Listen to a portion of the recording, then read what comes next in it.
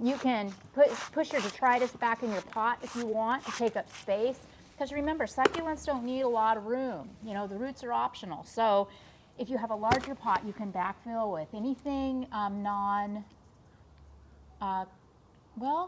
basically anything, non-decomposable, like packing peanuts, styrofoam, rocks, you know, whatever you have laying around, plastic bottles, to build it up. And then you just need enough soil on top so that your succulents will stand up. All right, now this soil was complement of Elise and Frank here at Hacienda Belize, and it is an actual cactus and succulent mix. You know me, down in San Diego, I'll use whatever's laying around as long as it's raining. But if you feel more comfortable using an actual cactus and succulent mix, obviously you absolutely can. I just find that it tends to be a little pricier than other types of soil.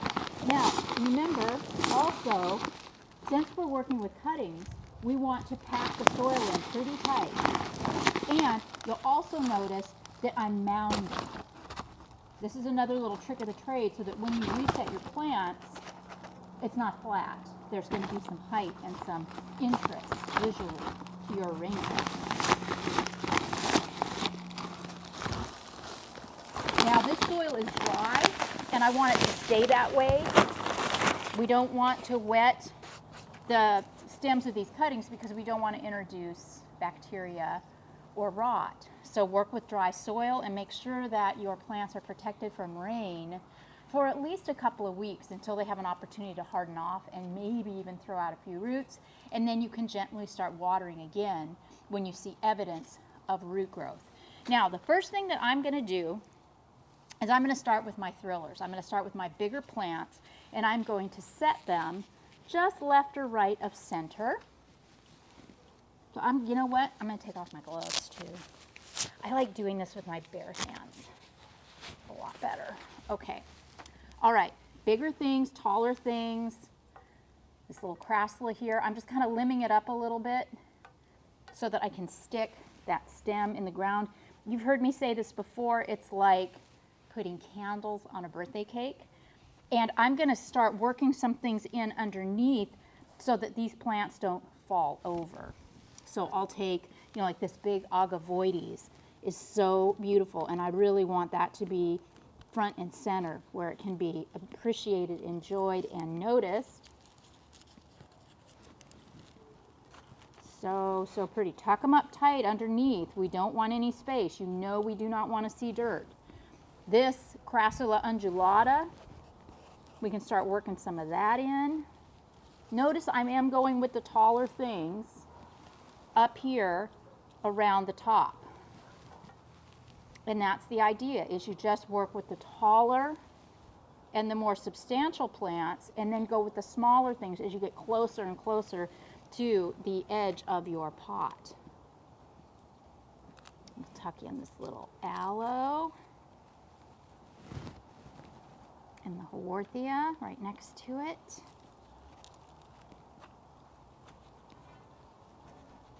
Now you notice I haven't started working with any of these really cool aeoniums.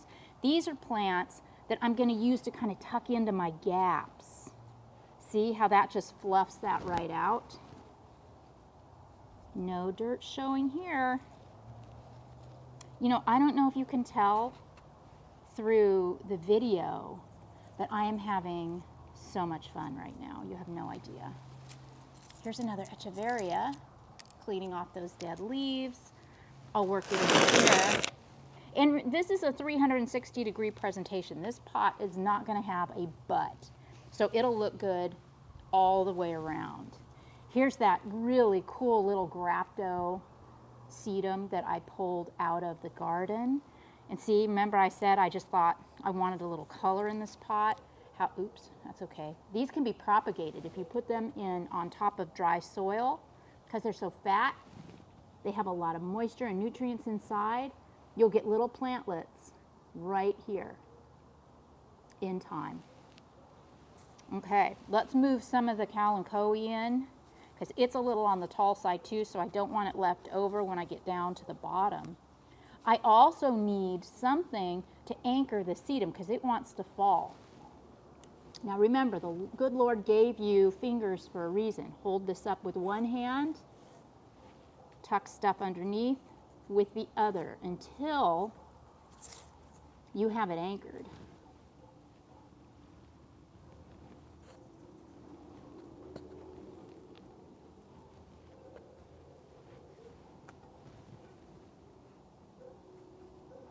Yes, holding steady. So how am I doing? Isn't it looking great? Now, you don't necessarily have to fill this pot entirely with plants. If you've got some really pretty fire glass or shiny pebble or rock or something decorative that you want to put around the edges, you go for it. But I want to use everything that I have at my disposal here on this magnificent pot. And look at this stacking crassula. Isn't that stunning? Oh gosh, it's so pretty. I'm going to put that in over here. And you know what? Another trick of the trade. It's going to be like an inch above the soil line. And I don't care, because you know what's going to happen? This plant is going to throw off roots, and it's going to find that soil.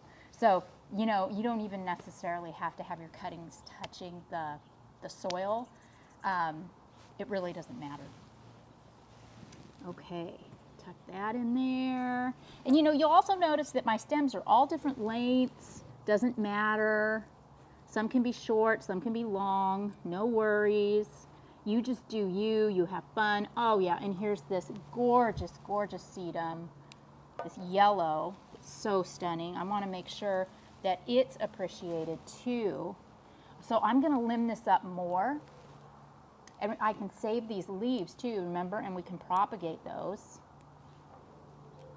So I have this nice long stem, and I'm going to tuck the sedum right here next to this euphorbia. Boom, look at that, right? Doesn't that look amazing? Okay, and then we're getting down to the bottom now.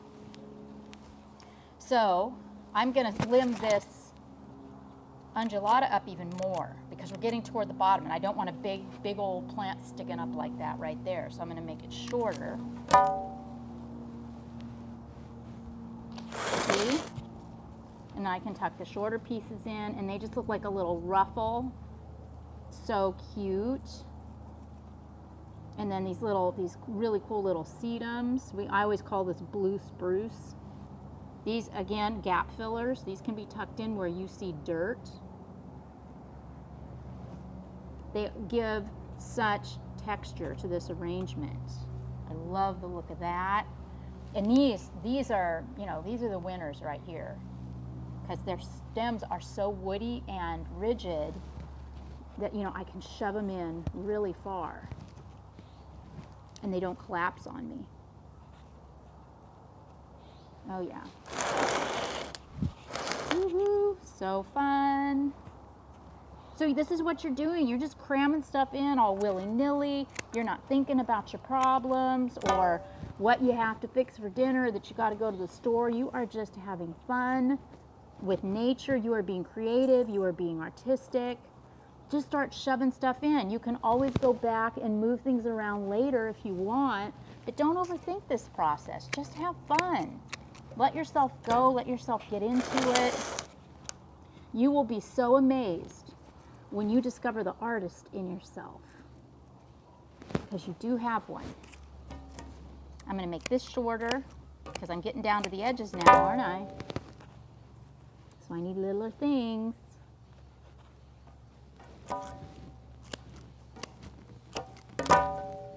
If anything, these plants are just going to color up more because I've stressed them by cutting their heads off. And remember, if they don't, you know, make it to the soil, that's no big deal. Just the suggestion of soil is really all these plants are after.